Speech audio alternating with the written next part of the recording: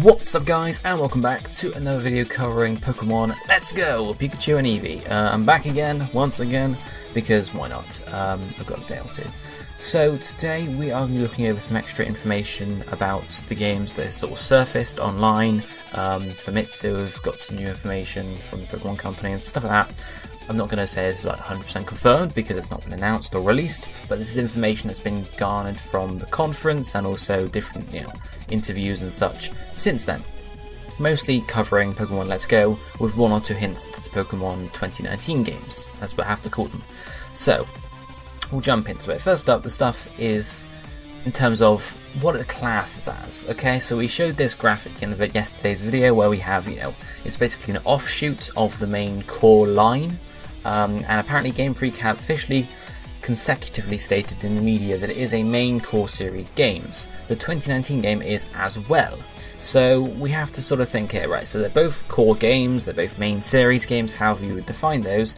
However, they are, it's obviously garnered and targeted towards more new or casual fans. Not to say that, existing fans can't enjoy the games, but the simplification of a lot of the features is obviously garnering to the newer or casual fans that don't want to jump in and learn all the type combinations and learn all the different stats and base stats and EVs and IVs. They just want to play a Pokemon game. They have stated that core games will come in two supplements in the future, games like Let's Go for the new crowd, so the Let's Go series, and also your typical Pokemon game for hardcore fans.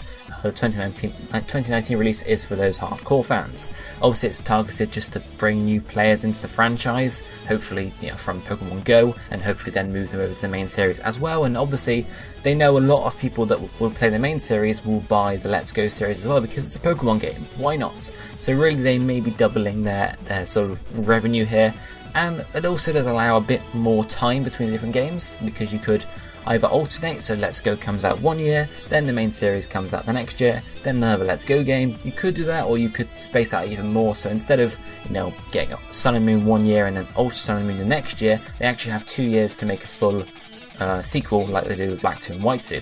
Who knows how it'll all play out, and obviously a lot of people online are saying, oh, this is a really good idea, you've got this casual series and then you've got the other series which can now be more mature, and by mature people don't mean 18 rating, that would be crazy. People mean don't hold your hand for the first whole island and actually have some challenge to it.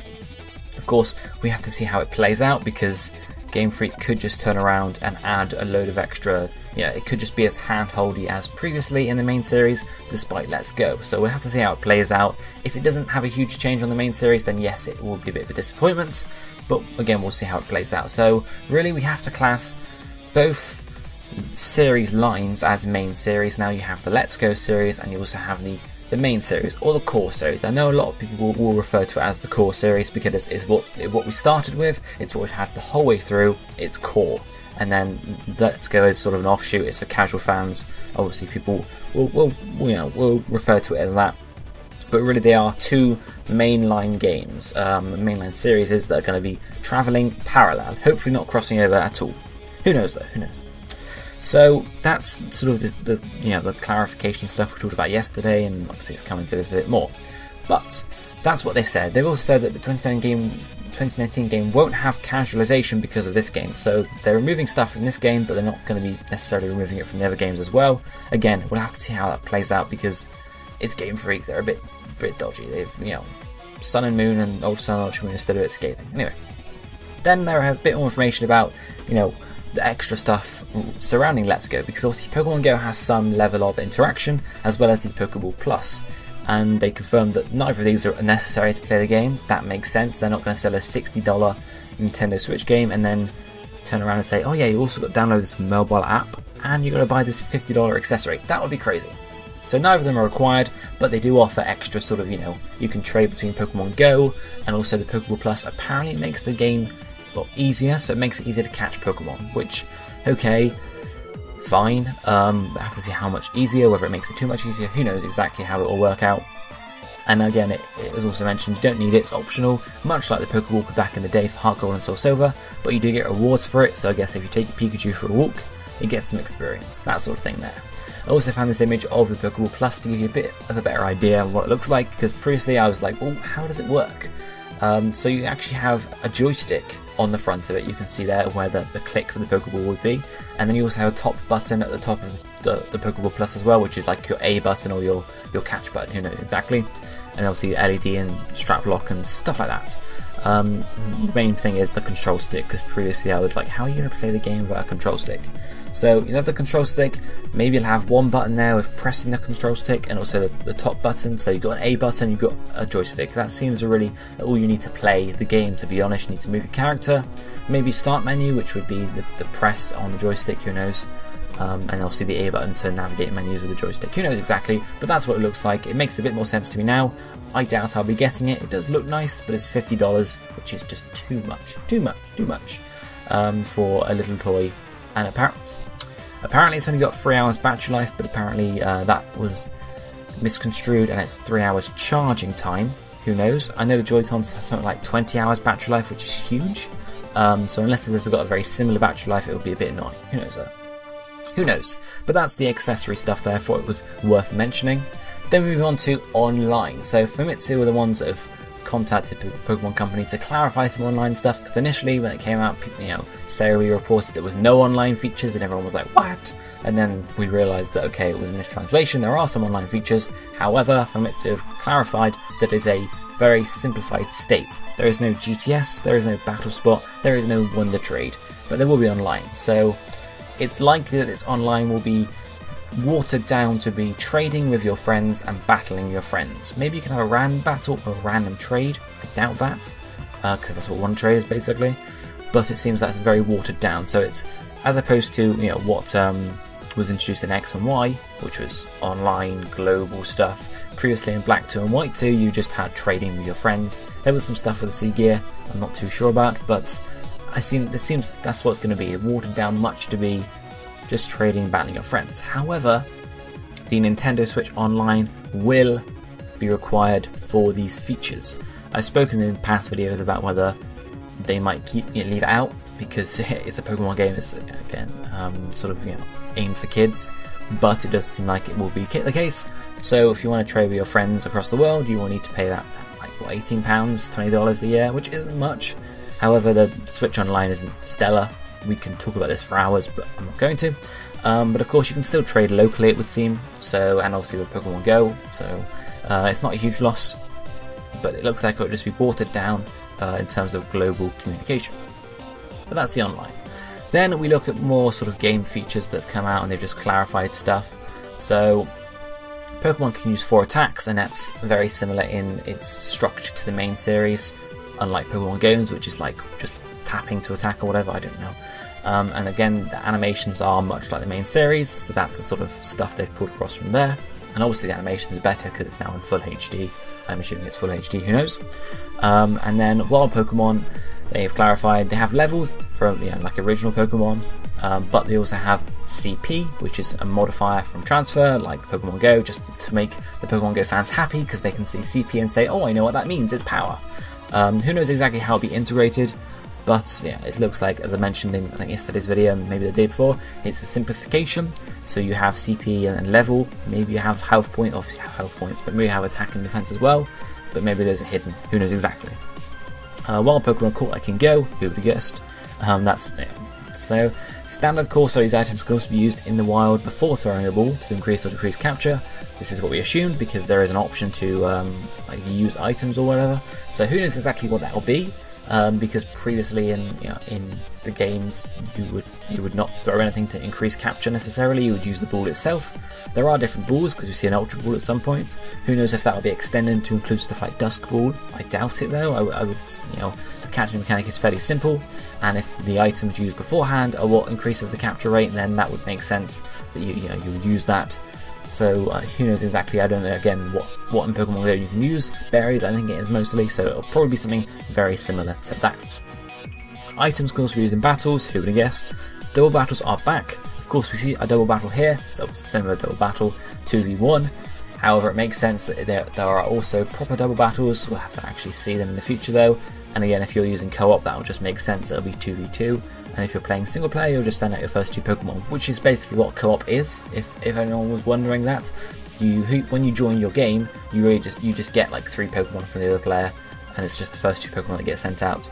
So it's not like you have to connect and load your save file or whatever, it's literally just you join and you go grab some Pokemon with your friend. So that's really what that is there. In terms of more co-op stuff, players can join at any time. Of course there might be 1 or 2 restrictions, but who knows. But co-op players can participate in story mode battles as well as in double battles obviously, and you can do the entire adventure together or separate. So it looks like it'll be a game where you can just join in and you can just play the game together as much as you want. Of course the tricky thing is one of you will have a starter Pokemon and the other won't, so one of you will end up like a Caterpie or something, and okay, that'd be cool, but who knows. And similarly, co-op players can help catch Pokemon, as you've seen the double throw, both getting the spoils it says. I don't know how that works, it probably just means both Pokemon of your front player get the XP, who knows exactly, or maybe you get 2 of the same Pokemon, that would be stupid, who knows indeed.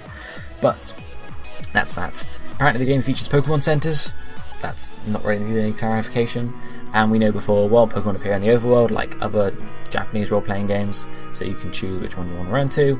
And then moving on to story mode, they've clarified that Team Rocket takes part in the story because it's a yellow, not really remake, but a yellow inspired game.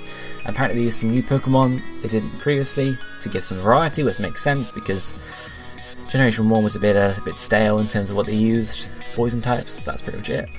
So we'll see what they use, maybe some fire types or just other types generally, that would be pretty cool. And apparently Mewtwo plays a part in the story unlike the original games, which is interesting. Again, I'm going to assume he's post-game, because that makes sense, but maybe there's a short Team Rocket related, post-game arc where you can end up finding Mewtwo. Of course, technically you could argue he was part of the story to begin with. There wasn't much story to it, so they may be bending the words here when they say Mewtwo plays a part in the story. It might just be a case of, once you finish the game, Professor Oak says, there's something in Cerulean Cave, and that's it, it's part of the story. Yeah, can't deny that. Who knows exactly. And then, as we've sort of gathered before, you can trade between Pokemon Go and Switch at will and mix and match your desire. Of course, for veteran Pokemon Go players, this might make the game really quite easy if you travel across, if you trade across your Zapdos and your Charizard. Who knows exactly? And of course, I doubt anyone's going to be trading from Pokemon Let's Go to Pokemon Go unless there are certain Pokemon they need. And again, as we heard before, transfer Pokemon Go to the Power Park clone, same as in Gen 4, and I'm assuming you can catch them then because we have seen that Dratini in battle, so it's just a case of it goes to the Power Park or the Go Park and you have to catch it there. It'll be an easy catch, so it'll just be a fun little extra thing to do. And all Pokemon follow you like in Heart Gold and Soul Silver, which is something we'll talk about in a minute because that's interesting because there's extra to it. Extra to it indeed. So they all follow you and you can also ride some Pokemon. So it says that apparently any Pokemon among the first 151 available that could carry a trainer are rideable. So we see Charizard, we see Lapras, we see Onix, and obviously Gengar and Electrode you can't ride, that would make sense.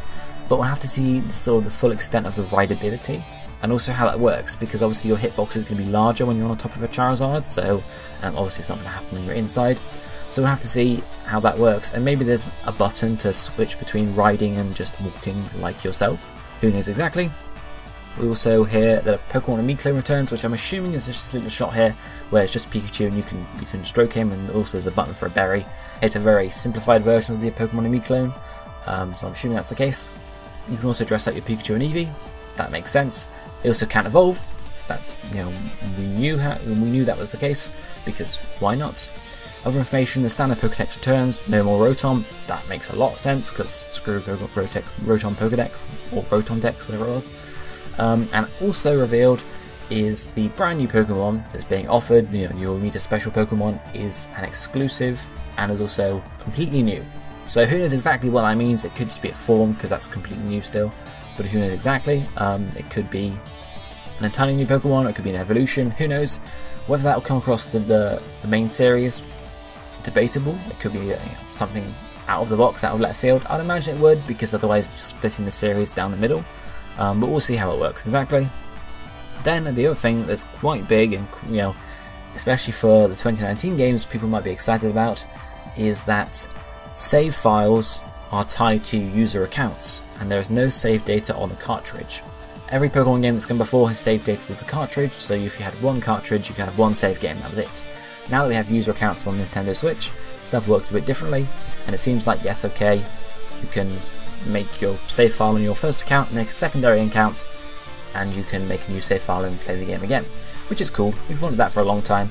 In terms of trading, I'm very sure you won't be able to trade between the same user accounts on the same Switch. That would make a lot of sense. That's how they, when you had a DS, you couldn't have 2 cartridges and trade between them because you only had 1 console. So I'd imagine it's going to work the same way. You still need 2 Switches to trade between each other, but you can still have 2 save files if you want. Pokemon Bank, there is no mention of any level of compatibility with these titles. I would imagine there's not going to be if it's using a different sort of system like CP instead of the normal calculation system for the main series. They might end up introducing a secondary slot on Pokemon Bank if they make it a full series, where you can transfer from Go to Let's Go onto Go Bank and then onto the other games as well, if you wanted to do that.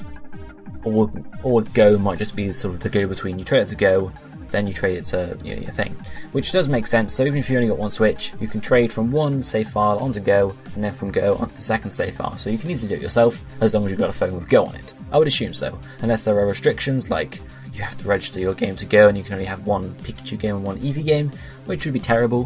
Who knows exactly? I'm assuming not, because you can trade with your friends. So who knows? And then stuff about the 2019 game, because people love hearing about that. It won't use any features from Pokemon Go. Boom. Boom. So that's that really. That's what they said. The 2019 game is also confirmed to use all features from Sun and Moon and X and Y. Now when they say all features, you could say, Mega Evolutions, Alolan Forms, Poké Ride, etc. It's too early to say that. They might just say all features as in the standard gameplay features, but who knows again. They also confirmed for Let's Go there are differences in how you level up, raise and train, which makes sense. CP and catching Pokemon in the wild without banning them, that makes sense there.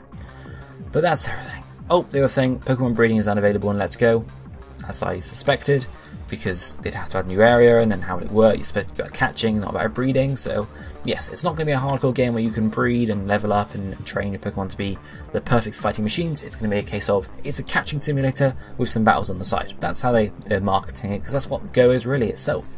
So, that's all the information, that's all the stuff there.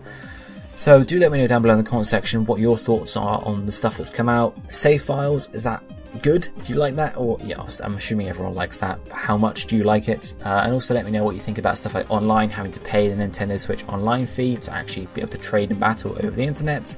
Are you going to be getting online for this game? Will you be getting online anyway for your Switch? I will, because there are plenty of games I play online and it's only £20 a year, so it's not exactly expensive. Or is it a case of, no, I'm not going to bother because I haven't got any friends to trade with, so what's the point? Let me know your thoughts about anything I've spoken about today, and I'll see you again some other time. Who knows exactly when, probably today or tomorrow, who knows. But this will be it for me today, so hope you enjoyed the video. I'll be seeing you next time. Thank you for watching. Goodbye, my friends.